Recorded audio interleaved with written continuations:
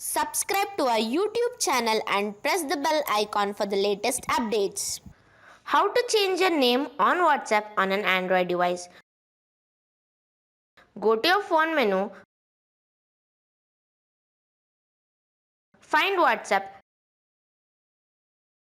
tap on the WhatsApp icon. Make sure that you are on the Chats tab. Tap on More Options, which is the three dot icon located at the top right corner of the page. Go to Settings. Tap on your name.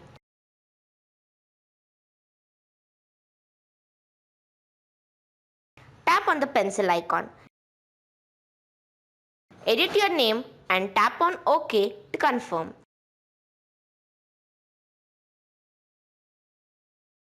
As you can see, your name has been updated.